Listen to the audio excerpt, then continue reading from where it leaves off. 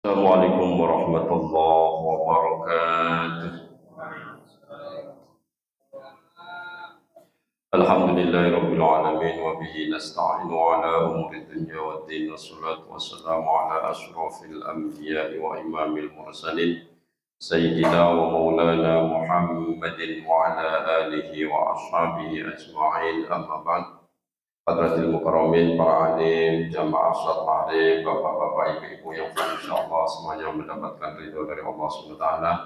Marilah kita sama-sama meningkatkan mutu dan kualitas keimanan kita kepada Allah Subhanahu wa taala, yaitu caranya menambah iman dan takwa. Salah satunya adalah menghidupkan kajian-kajian yang sudah diawali oleh para ulama-ulama terdahulu. Salah satunya kita sekarang mengkaji kitab Nasoihul Ibad, yaitu nasihatnya hamba-hamba Allah Subhanahu wa taala. Semoga kita semua setelah mengkaji bisa meningkatkan ibadah kita di hadapan Allah Subhanahu wa taala. Salawat dan salam kita sanjungkan ke hadirat Nabi besar Muhammad sallallahu alaihi wasallam. Semoga kita semua menjadi umat beliau yang insyaallah mendapatkan syafaatnya besok di yaumil qiyamah. Amin ya rabbal alamin. Namun sebelum kita memulai kajian ini, kita sama-sama membacakan Fatihah untuk saudara kita, yaitu Bapak Samsuri, yang insya Allah besok hari Senin akan berangkat haji. Dan semoga kita semua yang dengar, ini yang dengar bisa diberangkatkan oleh Allah Subhanahu wa taala. Kita mendoakan satu saat kita akan didoakan keberangkatan kita untuk ke Baitullah, minimal yang kita bisa umroh, syukur-syukur bisa haji. Oleh karenanya kita sama-sama kita niatkan dalam hati kita mendoakan, di hati kita niatkan, ya Allah semoga kita diberangkatkan juga. Ala hadhihi ahwalatin salihah fi barakatil Fatihah wa fi mujizatil Fatihah wa fi karamatil Fatihah ikti hajatina ya Allah, wa khususan hajati Bapak Samsuri kama ataita ala ibadika sholihin. Al-Fatihah. A'udzu billahi minasy syaithanir rajim. Bismillahirrahmanirrahim. Alhamdulillahi rabbil alamin arrahmanir rahim maliki yaumiddin iyyaka na'budu wa iyyaka nasta'in ihdinas siratal mustaqim siratal ladzina an'amta 'alaihim ghairil maghdubi 'alaihim waladdallin. Amin. Seperti biasa, sebelum kita mulai kajian ini, kita sama-sama membacakan sholawat burdah dan kita bikin Fatihah dulu untuk guru-guru kita. Semoga ilmu kita menjadi ilmu yang manfaat dan barokah. Ana hadinya akhwal kulantin sholihah wa ala hadratin Nabi Mustafa Muhammad sallallahu alaihi wasallam wa ala alihi wa azwajihi wa dhurriyyatihi wa qurrabatihi minal anbiya wal mursalin والأولياء والشهداء والصالحين والصحابة والتابعين والعلماء والمصنفين وجميع الملائكة المقربين ثم خصوصا شاب القادر الجيلاني وخصوصا مصنف هذه الكتاب شيخ النووي البدني وشيخ عبد الدين ابن حجر العسقلاني وجميع أساتذة الكرام بمدرسة القدسية وبما تدرهم شيء لله لهم. الفاتحة. أعوذ بالله من الشيطان الرجيم. بسم الله الرحمن الرحيم. الحمد لله رب العالمين الرحمن الرحيم مالك يوم الدين إياك نعبد وإياك نستعين اهدنا الصراط المستقيم صراط الذين أنعمت عليهم غير المغضوب عليهم ولا الضالين. آمين. اللهم صل وسلم وبارك عليه وعلى آله. يا رب بالمصطفى بلغ مقام واغفر لنا ما مضى يا واسع الكرم يا رب.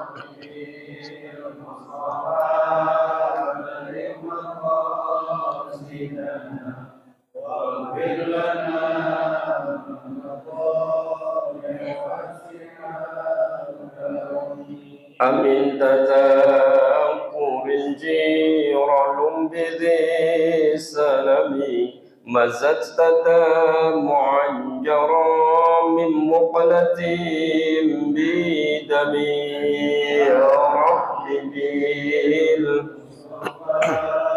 بلغ مقاصدنا واغفر لنا ما مضى. محمد سيد الكونين والثقلين والفريقين من عرب ومن آجم يا رب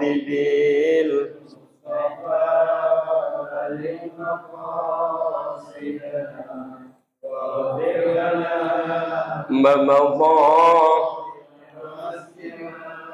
كرمي هو الحبيب الذي ترجى شفاعته لكل هول من الأهوال مقتحم يا رب بلغ مقاصدنا واغفر لنا ما مضى. مولاي صل وسلم دائما أبدا على الحبيب كخير خلق كلهم يا رب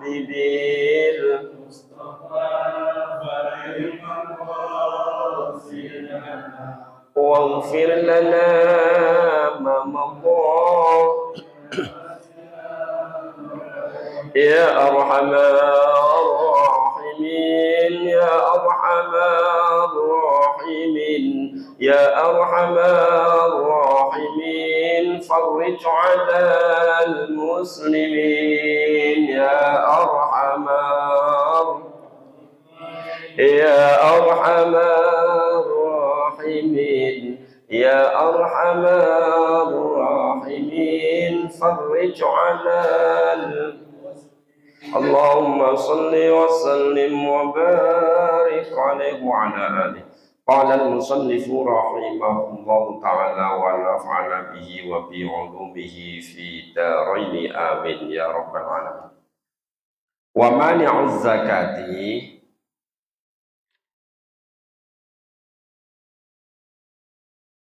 ulang dikit berarti. Wa mani'uz zakati, dan orang yang mencegah atau tidak mau memberikan zakat. Ini makalah yang ke-6 bab ke-10. Kemarin sudah kita terangkan sedikit tapi baru dibaca ininya doang. An Abi Hurairah radhiyallahu an qala Rasulullah sallallahu alaihi wasallam ma min sahibi dhahabin, tidak ada orang yang mempunyai emas, wala fiddatin, dan perak, la yu'addi minha, yang tidak mau memberikan minha dari emas dan perak, haqqaha, haknya, illa idza kana yaumal qiyamati, kecuali besok di hari kiamat, sufihat lahu sofaihu minnar, kecuali besok emas dan perak tadi akan dibuat lempengan-lempengan, ya kan? Kemudian lempengan tadi dibuat dari apa? Minarin, dari neraka. Besok emas dan perak yang sekarang harta kita simpen itu, besok Allah jadikan menjadi emas perak, dilempengin tapi panas, dipanasin.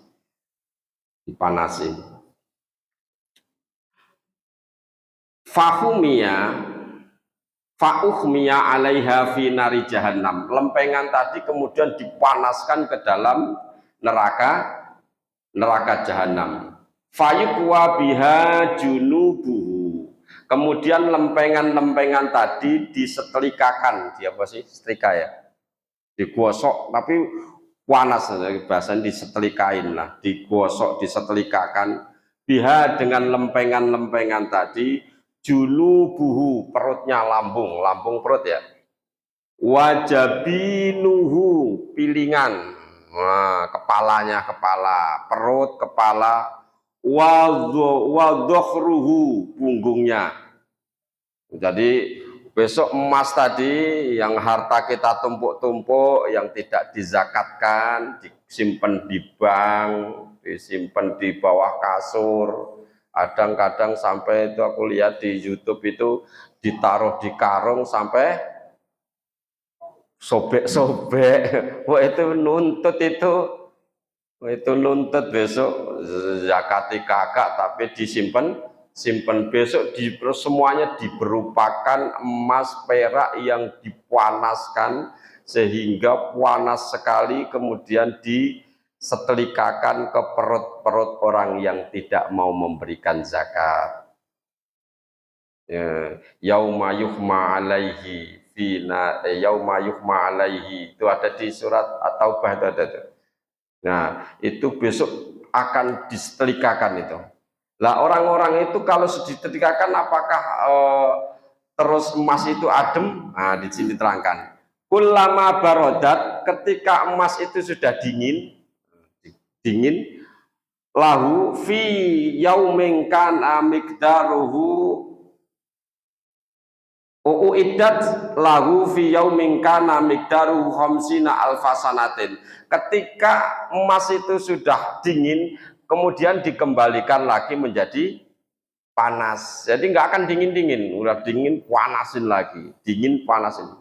Jadi di neraka itu tidak ada yang merasakan nikmat, karena tidak ada. Kalau di dunia mungkin dihukum masih ada sedikit celah ngerasain nikmat, tapi besok di akhirat nggak ada. Kalau orang sudah disiksa, udah terus mulut disobek-sobek, ntar nggak lama kembali lagi.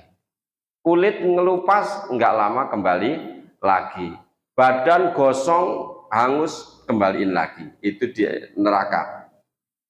Ulama barodat, maka ketika dingin, uidat, dikembalikan lagi, lahu, yang dikembalikan lagi apa? Yaitu lempengan-lempengan tadi dikembalikan lagi.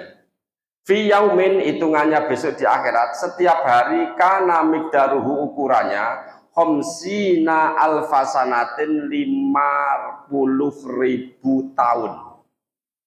Jadi ada dua pendapat nih, ada dua keterangan. Di akhirat itu satu harinya keterangan, ada yang bilang, ada yang menerangkan 1000 tahun. Lah di sini ini khamsina alfasanatin, 50.000 tahun. Sehari akhirat itu 50.000 tahun kehidupan dunia. Nah kalau sekarang kita itu umurnya 60 tahun, berarti persekian berapa 0, berapa dibanding akhirat besok. Kita kan paling lama katakanlah 100 tahun dah, 100 tahun. Nah di akhirat itu seharinya 50.000 tahun. Berarti kalau dibandingkan hari dunia dengan hari akhirat, kira-kira kita hidup di dunia itu berapa detik, berapa menit? Tahu? Coba hitung, Bu. Ada nggak sejam? Nggak ada. Kalau hitungan 50.000 tahun nggak ada. Nggak ada sejam kita hidup itu. Itu di akhirat. Lah itu ada dulu Mas Yono bawa kayak gitu itu. Kemana itu Mas yang kayak gini-gini nih? Yang difiguralkan ada dulu itu. Itu hitungannya sama itu 50.000 tahun tuh. Aku pernah baca itu. Nah, nggak taruh di mana itu. Dulu ditempelin di sana itu saya baca itu 50.000 tahun juga itu. Nah,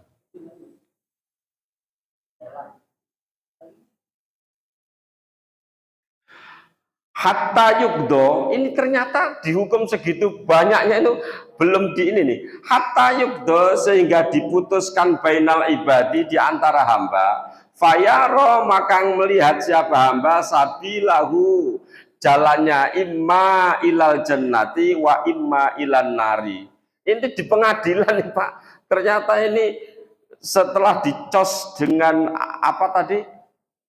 Lempengan-lempengan emas itu belum diputuskan itu masuk neraka apa masuk surga itu. Ngeri ini.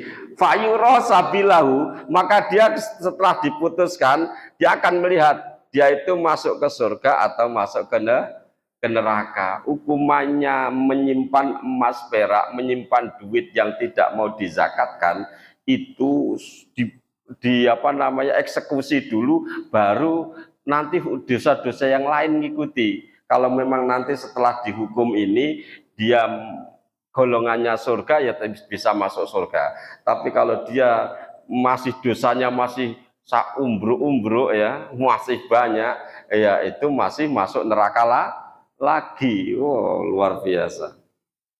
Tuh, orang yang tidak mau memberikan zakat. Makanya kadang mohon maaf nih, dijadikan orang kekurangan tuh kadang juga bersyukur Pak, karena tidak ada tuntutan zakat. Loh bener, kok saya kekurangan ya besok dientengin di akhirat. Cuman kita ini kemarin Jumat saya terangkan waktu saya ngisi di sini, kita itu susah untuk menerima takdir Allah itu loh. Padahal Allah itu sudah ngerti tuh, kamu tuh diringankan. Kamu saya beratkan nih hidup di dunia, namun besok di akhirat kamu ringan. Cuman kita itu nggak mau kadang nerima, akhirnya ngedum. Kemarin saya terangkan gitu. Nah, Allah itu ngasih wahyu kepada Nabi Musa, ya Musa, malam yardo biqodoi, walam yasbir alal balai, walam yaskur ala ni'ami, fal yakhruj min ardi was samai fal yatrub robban siwa. Kata Allah kepada Nabi Musa, wahai Musa, barang siapa orang yang tidak ridho dengan takdirku, tidak mau sabar atas ujianku, tidak mau mensyukuri nikmat-nikmat yang kuberikan, maka keluarlah dari bumiku dan dari kolong langitku. Kalau kita diusir gitu, kita mau kemana Pak? Di bumi nggak boleh, di kolong langit nggak boleh. Mau ngumpet di mana? Di WC. WC masih bumi. Mau nyilem di laut, laut masih bumi. Mau ke Mars sama, masih di kolong langit. Susah. Udah gitu diusir lagi sama Allah. Falyatlub robban siwa, carilah Tuhan selain saya. Mau nyari siapa? Ontohot. Nggak ada Tuhan selain Allah. Makanya berat itu. Oke, makanya kita apa yang Allah berikan kadang kurang ikhlas dipaksain. Ini memang sudah takdirmu ya Allah, saya terima. Tuh. Wasaribul khamr, yang ke berapa nggak tahu nih dari 10 perkara. Berapa Wan? Wasaribul khamri, dan orang yang mabuk-mabukan minum arak itu menganggap bahwa dirinya itu masih beriman, pada di hadapan Allah dia sudah kufur. Jadi ini bab 10 menerangkan orang itu menyangka bahwa dirinya itu beriman padahal di hadapan Allah dia kufur, yaitu orang yang minum minuman keras. Minum keras itu bukan es batu, bukan. Bukan juga air keras, bukan. Minuman keras. Sekarang nggak harus minuman Pak, termasuk rokok. Rokoknya dari ganja, nah, itu juga termasuk. Itu pokoknya sesuatu yang memabukkan itu tergolong mirasantika, nah, termasuk itu narkoba dari jenis apa namanya, sabu, apalagi. Alhamdulillah nggak pada bisa nyebutin, berarti bukan ahlinya berarti. Kalau hafal ini nggak ada ahlinya, alhamdulillah nih. Jadi dari semua itu, dari sabu, nyimeng, apa namanya, Ya kayak gitu-gitulah itu. Semuanya itu kalau kita mabuk, niat mabuk itu, maka orang itu kufur di hadapan Allah walaupun dirinya itu berprasangka masih beriman. Bagaimana kalau kita dicekokin? Nah beda, namanya dicekokin kan dipaksa. Beda. Fil hadithi tersebut di dalam satu hadis, syaribul khomri, orang yang minum arak, orang yang mabuk ajalah dimaknai luas. Yuksharu, besok digiring orang tadi. Wal kuzu mu'allikun fi unukihi, besok kendi-kendinya tempat minum tadi digantungkan di lehernya. Wal qadahu fiyadihi, terus tangannya megang mangkok-mangkoknya. Sekarang apa ya, nyekek ya.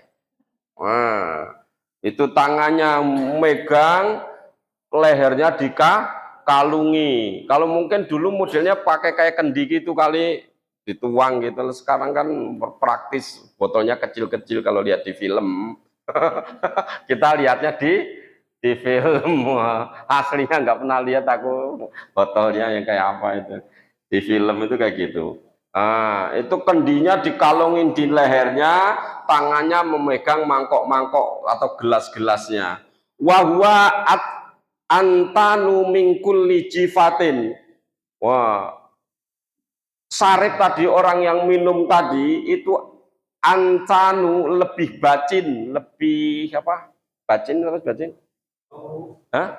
Bau yang menyengat apa jenenge? Ya pokoknya lebih bacin mingkuli jifaten dari segala bangkai alal ardi yang ada di bumi, lebih bau daripada bangkai apapun yang ada di bumi ini. Mau bangkai mayat kayak mau bangkai apa, pokoknya lebih bau orang yang minum khamr. Yal anu melaknat siapa kuluman setiap orang yang muru alaihi yang melewatinya minal kholqi dari semua makhluk. Wah, di neraka sama-sama di neraka ada ahli dosa. Lewat itu mereka kebauan padahal sama-sama ahli neraka. Lo bau banget mis pemabuk lo. Gitu. Udah gitu kalau nggak salah di Qisatul Isra Mi'raj itu orang yang minum khamr itu perutnya akan lebih, besok di akhirat itu lebih besar dari gunung Uhud. Belenduk itu perutnya. Isinya apa? Isinya kalajengking, ular pada ngrogoti di situ. Tuh. Makanya kandani itu, nasihati anak-anak kita, saudara-saudara kita, jangan sampai coba-coba mabuk-mabukan. Ustadz, kalau mabuk janda gimana? Ini lain lagi mabuk janda. Nggak masuk ke sini. Waman, dan orang wajibah yang sudah wajib alaihi atasnya apa al-hajju haji falam yahujja, tapi orang tadi tidak mau haji. Ini termasuk nih Pak, ini yang saya takut ini. Yang ini benar nih nakutin ini. Orang yang sudah berkewajiban haji, ongkosnya ada, ya kan? Nah, kalau dihitung-hitung sudah ada. Karena sekarang berapa nih haji, Mas Eko? Tahu nggak? Haji yang reguler ya berapa? Jangan yang furoda mahal. Hah? 50 juta. 50 juta itu harusnya sudah mulai beli seat, beli kursi untuk haji. Masalah berangkatnya kapan nggak tahu. Nah, itu beli dulu yang penting. Itu kalau kita sudah beli niat haji, maka suatu saat kita mati belum berangkat karena kuotanya Indonesia itu sampai nunggunya berapa tahun?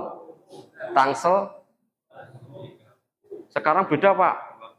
20 atau 30? 30 tahun. Kalau saya umurnya sudah 49, mendekati 50, tambah 30. Oke, gimana nih? Yang penting daftar dulu. Iya. Ya, itu mau Yang penting udah terdaftar di hadapan Allah, saya niat haji. Caranya dibuktikan dengan nabung. Kalau kita mau haji tapi nggak nabung, ya namanya belum niat bener. Nih berat nih di sini nih. Makanya di pesantrennya Kiai Mustamar Jawa Timur itu anak-anak santrinya sudah ada salah satu pendonatur ya yang meminjamkan uang untuk anak-anak santri itu daftar haji dulu. Caranya dicicil sebulan boleh 1.000.000, boleh 750.000. Jadi dari anak santri, kalau anak santri itu umur katakanlah 20 lah atau umur 15 lah, kalau sudah mulai daftar tambah 30 tahun badan masih kuat, masih seger, umur 45-an. Makanya udah ada itu yang pendaftar, aku lihat di YouTube itu. Artinya apa? Artinya kalau sekarang masih kecil sudah didaftarkan, itu insya Allah besok nggak terlalu tua sudah berangkat haji. Nah itu. Makanya ini yang rada bingung ini, kewajiban haji sudah punya kalau untuk reguler, tapi apa kuota pemberangkatannya nunggu puluhan tahun. Yang sedih nih, sedih Pak, karena kepengen tapi punya duitnya udah terlanjur tuh. Tapi nggak apa-apa, niatin aja dulu. Maksudnya niat itu gini loh, bukan niat aku niat punya duit, enggak. Niat itu artinya ketika sudah punya duit beli SIM dulu. Kalau nggak salah dulu 25 juta, sekarang nggak tahu berapa. Sekarang bayar dulu aja untuk daftar haji, masalah berangkatnya kapan. Suatu saat Allah cabut, itu kita sudah tertulis, kita sudah niat berangkat haji, karena memang waktunya yang belum nggak nyampe. Itu kita udah menggugurkan kewajiban. Nah kalau dicap gini dikira nggak mau haji gimana coba? Ini karena gini kalimatnya itu, waman wajaba alaihil haju falam yahujja. Barang siapa yang sudah punya kewajiban haji namun orang tadi tidak mau berhaji, maka dicap kafir di hadapan Allah walaupun dirinya muslim. Tuh. Hah? Ya enggak, kita nyadarin kita sendiri punya duitnya sudah tua gitu. Wa man kafaro, ini ayat Quran nih. Wa man kafara fa innallaha ghaniyyun 'anil 'alamin. Waman siapa orangnya kafaro yang kufur, siapa man fa innallaha, maka sesungguhnya Allah ghaniyun, itu zat yang maha kaya, 'anil 'alamina, mengalahkan orang alam semua. Iyalah Allah maha kaya. Nggak mau haji karena sayang, Allah itu lebih kaya. Ai waman sesapanya orang taroka yang meninggalkan, siapa man i'tiqada wujubal haji, meyakini mengiktikadkan wajibnya haji, fa innallaha, maka sesungguhnya Allah ghaniyun, itu zat yang maha kaya, anhu, mengalahkan orang tadi ya. Artinya kalau jangan sampai di hati kita itu beriktikad bahwa haji itu enggak wajib. Haji itu wajib, kalau umroh enggak wajib. Hukumnya umroh sunnah, kalau haji wajib. Bagi siapa? Manis tato'a ilaihi sabila, yang mampu. Nah ini termasuk hitungannya mampu enggak ini dengan kuota panjang nih ya. Ini perlu dibahas nih para ulama. Ruyaan Rasulullah sallallahu alaihi wasallam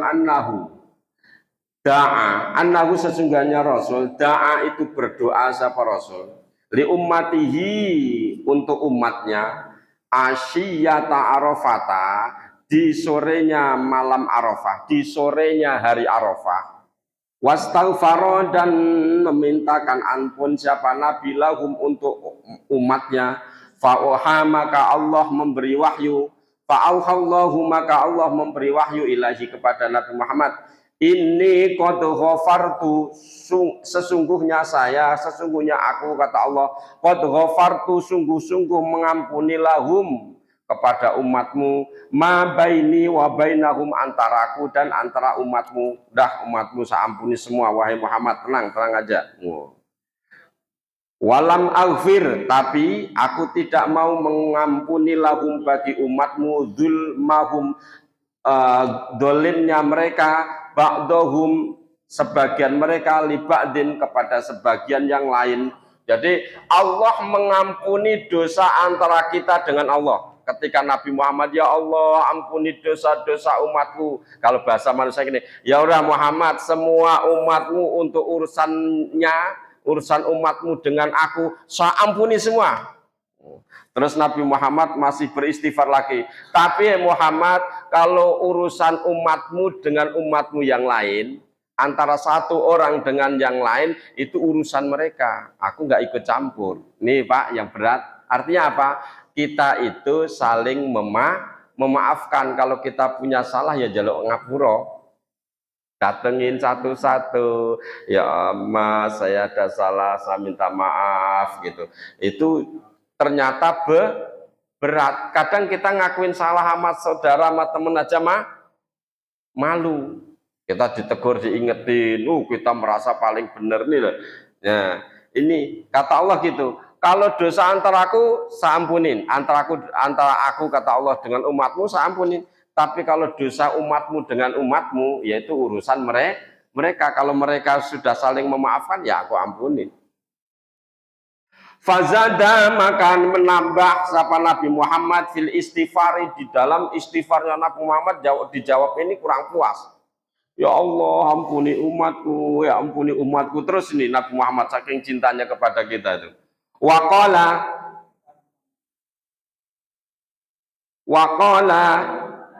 maka berkata siapa Nabi Muhammad, innaka sesungguhnya engkau ya Rabb qadirun, itu zat yang mampu anturdo apabila meridhoi husumahum, menuntut mereka. Nah, engkau semestinya bisa ya Allah, mereka itu diampuni aja semua, kasihlah hati mereka supaya tidak saling menuntut gitu. Falam yujibahu, maka Allah tidak menjawab tilkal lailata, di malam itu nggak dijawab sama Allah. Nabi Muhammad beristighfar minta ampun itu nggak dijawab, didiemin sama Allah. Falam maka nahwadatal Muzdalifah, maka ketika di paginya hari Muzdalifah, auhallahu, maka Allah memberi wahyu ilahi kepada Nabi Muhammad bil ijabati, dengan diijabah doanya. Terus di hari Muzdalifah itu Arafah, dari Muzdalifah itu doanya Nabi Muhammad diterima oleh Allah. Pak, insya Allah kalau kita sungguh-sungguh kita minta ampun antara kita, ternyata gini, maksudnya gini, kita sudah nyari-nyari ini orangnya, ternyata orangnya udah pindah yang pernah kita merasa dolimin, atau orangnya sudah mati tapi kita niat benar-benar minta maaf, Allah akan ngampuni. Makanya Nabi Muhammad tersenyum, fatabassama, maka tersenyum Nabi Muhammad sallallahu alaihi wasallam. Waqala ajibtu min aduwillah, ajibtu, saya kagum, heran, min aduwillahi, saking musuhnya Allah, dari musuhnya Allah. Siapa musuhnya Allah? Iblisa, yaitu iblis. Lama ajaballahu li, ketika Allah menerima doaku, doaku, soha, maka jerit, teriak siapa iblis, bilwaili, celaka, wastuburi, dan kerugian, rugi saya, celaka saya, nggodain manusia, ternyata manusia diampuni oleh Allah. Mereka saling bermusuhan, ternyata ketika mereka niat tobat benar-benar minta maaf antara mereka diampuni oleh Allah. Wadoa, maka menaruh siapa iblis aturoba, debu, ala roksihi, atas kepalanya. Saking keselnya iblis itu ngambil debu diawur-awurin, kesel, celaka. Jadi mandi debu. Itu iblis tuh. Makanya kita masih dikasih kesempatan umur panjang, kalau ada merasa salah sama tetangga kita, sama saudara kita, buru-buru kita minta maaf. Jangan sampai di antara kita itu meninggal duluan, kita masih punya tanggungan dosa. Maka saya sampaikan, momen yang paling bagus itu nggak usah ngungkapin dosa, semua salaman pokoknya 00, itu hari Lebaran. Itu kan malu tuh mau ngungkapin kan. Udah ketemu ya, Bahar 00 ya, pokoknya apapun dari dulu ya. Iya sama-sama, udah selesai kan. Nah, oh Mas Irwan, oh, Pak Kaban, udah ya sama-sama, insya Allah udah kelar itu. Tapi kalau kadang kita kan malu itu, kita berbuat salah saat ini, apalagi posisi kita, mohon maaf nih, kalau di kantor orang itu punya jabatan, punya salah sama anak buah gitu ya, biasanya malu apa gengsi? Iya, nggak mau ngakuin kesalahannya. Wasai, dan orang yang berjalan fil fitani dengan fitnah. Wah, seneng fitnah kanan, fitnah kiri. Al-amilu fi asbabil fitani, yaitu orang yang melakukan sebab-sebab fitnah. Orang ini juga di hadapan Allah kufur, tapi merasa dirinya masih beriman. Nah, fitnah. Fitnah itu apa sih? Fitnah itu menyebarkan kejelekan orang lain, ya, baik itu nyata maupun enggak, dengan tujuan bahwa orang itu supaya dibenci orang banyak. Tujuannya itu supaya orang itu dibenci, dikucilkan. Memang salah benar, tapi digede-gedein. Wow. Seharusnya kan cacatnya orang Muslim itu ditutupin ketika orang itu memang cuman salah-salah yang memang nggak disengaja lah. Nah, itu ditutupin harusnya. Ini malah sebaran itu termasuk fitnah, sehingga orang itu benci semua kepada dia. Maka ini hati-hati ini. Wabai usilahi, dan orang yang jual senjata. Peso gimana? Peso dapur ya. Senjata ini. Wahyakullu uddatil lil harbi, yaitu setiap senjata gitu aja lah, yang untuk perang, bedil, pistol, gitu ya. Nah itu kalau orang di perbatasan jual beli, jualnya ke musuh, maka orang ini termasuk orang yang kufur di hadapan Allah, walaupun dia bersyahadat. Min ahlil harbi, min bimakna lam, lafal min itu bermakna lam. Min ahlil harbi artinya untuk orang-orang yang ahli perang. Wanakihul mar'ati, dan orang yang menikahi perempuan, ay azzaujati, yaitu bojone, fi duburiha, mendatangin perempuan bukan di jalan depannya, tapi lewat jalan belakang. Apa istilahnya sekarang? Hah? Sodomi, tapi ke istrinya. Jadi ke istrinya itu bukan lewat jalan depan, lewat jalan belakang, sodomi. Itu dosa itu Pak, walaupun istrinya sendiri. Walaupun istrinya sendiri, kalau yang ditembak itu jalan keluarnya itu dosa. Jangan dikira bucu-bucuku kok. Ya benar, tapi jalannya bukan situ. Itu masalah alamat. Nggak jadi anak. Nggak boleh Pak, itu dosa itu, bahkan dicap kufur di hadapan Allah, nggak boleh ya. Nah, ini wanakihu dzati rahimi mahramin, dan menikahi orang yang masih saudara kandung, gitu aja lah, haram dinikah itu, saudara kandung nggak boleh, dari adik, ponakan, bibi, ya, bude nggak boleh, apalagi ibu nggak boleh. Nikahi yang masih muhrim tidak boleh, hukumnya dosa, bahkan dicap di hadapan Allah termasuk kufur. Kalau ponakan gimana? Ponakan nggak boleh. Kalau anaknya anaknya sepupu itu apa sih? Anaknya Lek boleh. Hah? Kalau ponakan tuh anak emas. Ini anak kita dengan anaknya Mas. Namanya sepupu ya. Kalau sepupu boleh. Boleh ya sepupu. Anak paman. Anak kita dengan anaknya anak paman ya berarti ya. Anak paman tuh boleh anak paman. Anaknya paman itu masih boleh. Cuman kurang bagus katanya. Karena masih terlalu dekat hubungan darahnya. Terlalu dekat. Kenapa kurang bagusnya? Kalau berantem sampai terjadi cekcok keluarga, jadi putus hubungan tali silaturahim. Tuh. Tapi kalau apa namanya anaknya bibi, anaknya paman itu walaupun kurang bagus, tapi tidak dosa ketika kita nikahi. Nggak dosa.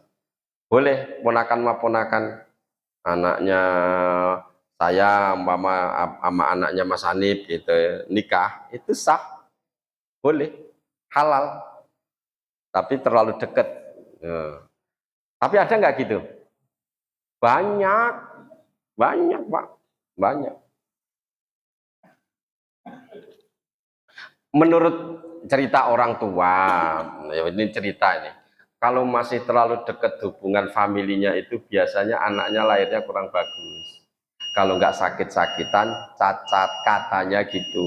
Wow alam, bener apa enggak? Ya, makanya usahainlah orang lain masih banyak belajar, jangan terlalu dekat. Tapi kalau anak mbah sama anak mbah, wah itu udah jauh tuh. Nggak apa-apa itu supaya raket lagi nggak apa-apa. Demikianlah dapat saya sampaikan, semoga bermanfaat untuk kita semua. Mohon maaf kebablasan, nggak ada pertanyaan.